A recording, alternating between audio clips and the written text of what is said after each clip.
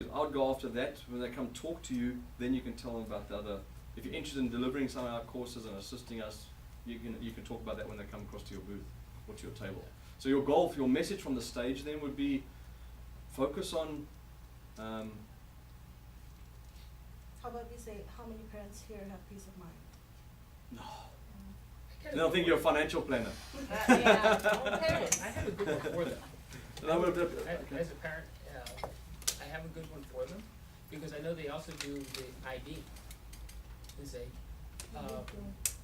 We just have the you app. don't do for the ID, iPhone. you don't do the ID? No. No. Okay, well, you do the home alone. Yeah, Home Alone. Focus on the home alone. Yeah. It's gonna change what I was actually thinking, but, how many of you parents out there know that you can go up the street and to the store, and you know your 9-year-old is safe at home? Be careful, because then it's, I haven't got a 9-year-old. Yeah. Like, it's very specific. You have to make it more general. I really mean it. I know from that stage. So you can make it more general. How many of your kids, if you left your kids, you've got to be careful too, because there's rules around leaving your kids at home below the age of 11. Actually, Yeah, so you've got to be very careful. BC doesn't have a home alone law. There is no, There's no there is no rules. legal age to Oh, there's no start rules. babysitting Wow. or stay at home alone. Really? In No, NBC? not in Oh, I BC. thought it was 11 years old for No. babysitting. All over Nope. Canada there's No. not. There is no. It's a Oh, good did you- urban myth. Yes, actually. Urban I legend. thought it was. So it goes, I'm like, it's 11 years old. No, My it's son's not. 10, he's It's like, not. oh, he's Yeah. still on my No legal age. That's- And the Why majority you of tell me people it's you now? don't When I know left that. 2 years ago. Discretion. Okay. Let me first go back to Blair. Let me answer the question, okay? Because it's really important. I want to make sure that people get their questions answered, and I'll come back and I'll answer Andre's. So for yours, you really want to target, like you could have fun with your one, with the babysitting courses. Really along the lines of, how many of you have kids? I'm trying to figure out Once your you push courses. something that you're not even get their own job. You could have fun with that too. Yeah. You could have fun with that. Yeah. How many of you have kids that are always asking you for money? Yeah. I mean, it's obvious. Most parents are like, oh, drive me damn crazy. You know. I mean, then you get into. And you just don't go into whatever courses you do. Just go into. I have very specific ways to assist you in training your kids on how to make money. So they no longer come to you for money all the time. Child labor will come after us. No, they won't. They're not there. They're not invited. They're not invited. But that's how you can go. Then you can say, if you want to learn, if you want to some key strategies on how your kids can earn some money, I have very specific ways of doing it that you'll love. That's most important, that you'll love. Come and see me at my table and over there, blah blah blah. Does that make sense? Yeah. Some of those lines. I'd go with a real nice thing around kids. I wouldn't go too much fear. What happens if your child died in your arms or whatever? You know, it's like, be very careful of those ones, because for some people, it's gotta be very careful of that. Let's go to Andre. Sorry, I'm late. It only took me 2 hours to get here. Where'd you go? Fast. Anyway, let's go to I know you question. probably covered it, but it's one thing I'm struggling with. So if I'm doing the collecting business cards in exchange for the price, and I have several offerings that I want to make, do you think it should be one collection request where the person who gives me the business card indicates which one he prefers, or just have separate ones? Making it complex. You only have one prize for one thing. That's all you give away. The more complex you make it, the more you confuse everyone. So just only have one price? I'm going to teach you something. I mean, we teach this at Trade Show Brilliance. Is you can have one prize, main prize, but no one tells you how many second prizes you can have. You can write this down if you want to take this as a good nugget. So you could say, my main prize is win a training, a babysitting course for your child with whatever, $59, whatever it might be, okay? So you can have that your main prize. Nothing stops you from all the quality leads afterwards phoning people and said, guess what?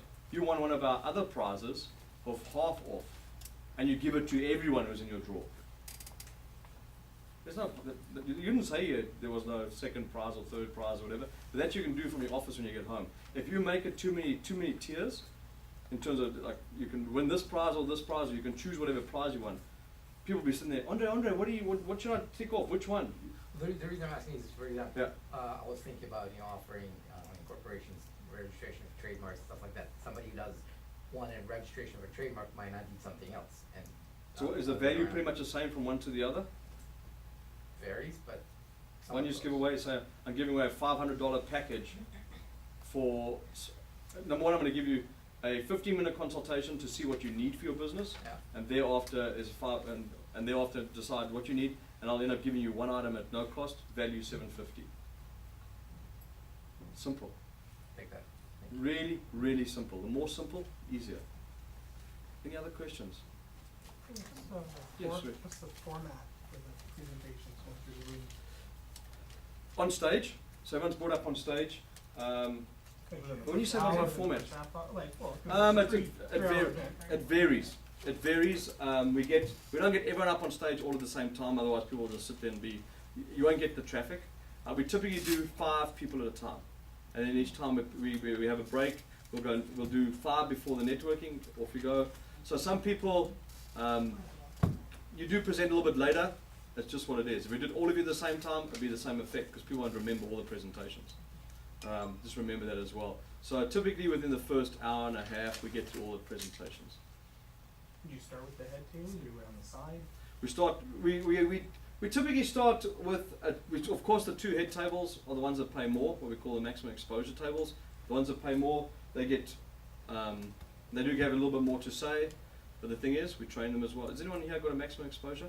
You got one? Great, okay. So the maximum exposure, be very careful not to say too much. We do give extra time to maximum exposure to maybe do a little bit more of what they do. The thing is, if you say too much, you might confuse people.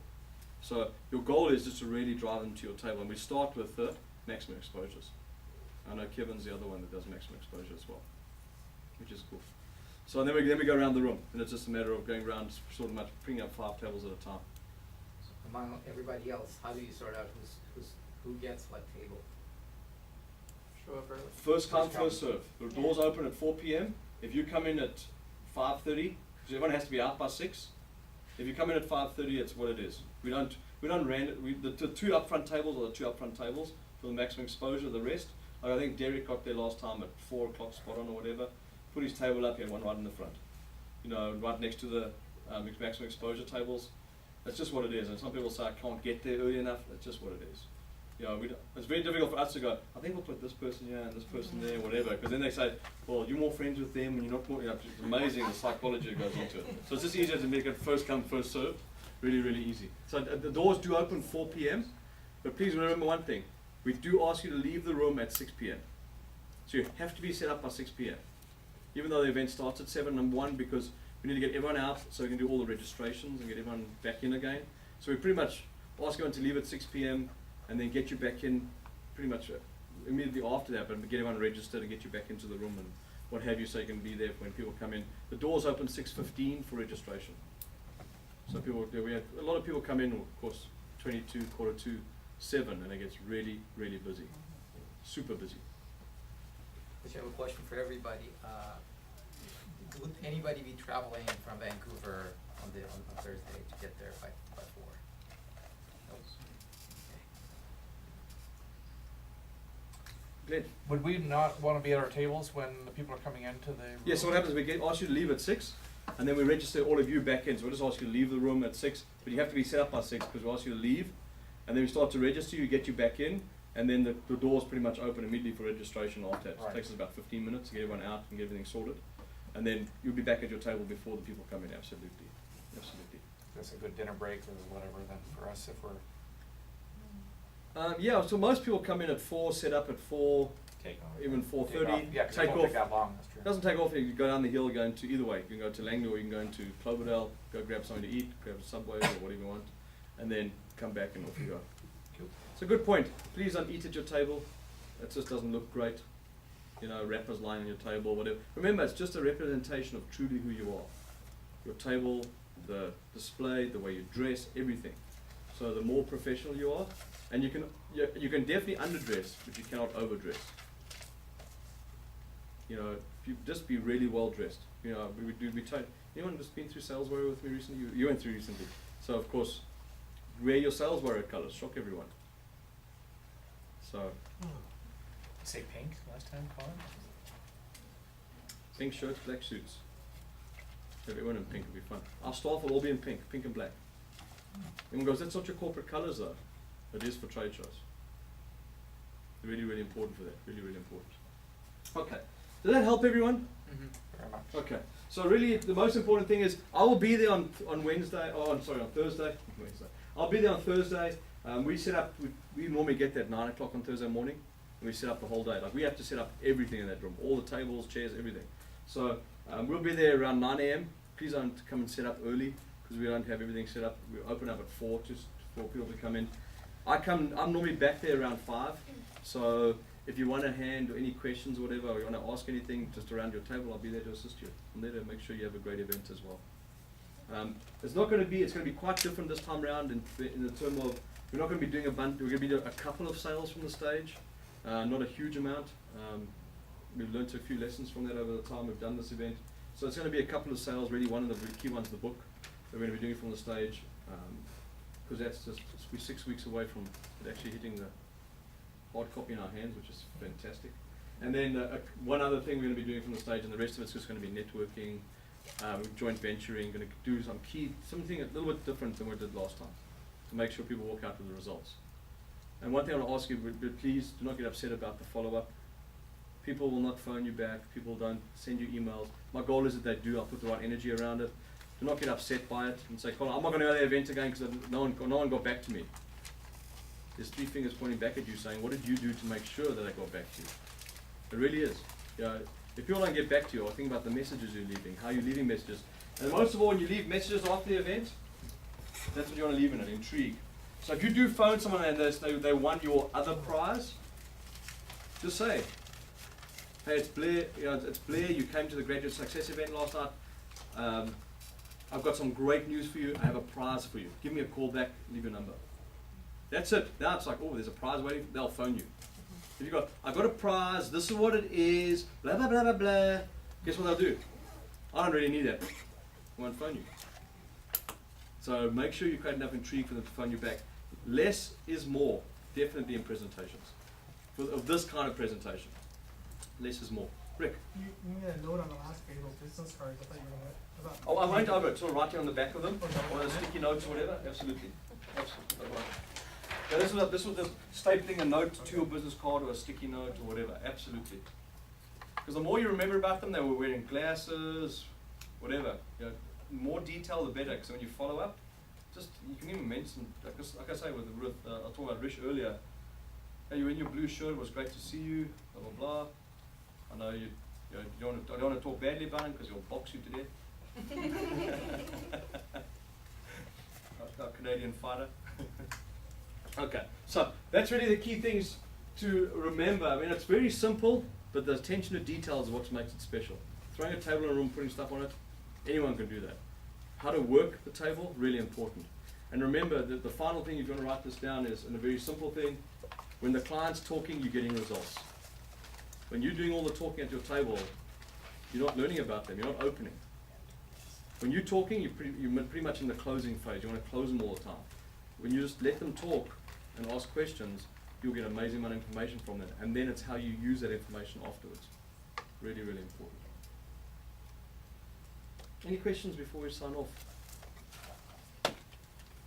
So if there are any questions, what have you, you're more than welcome on Thursday evening before you're there, just you can even say, Colin, can I run my presentation by you?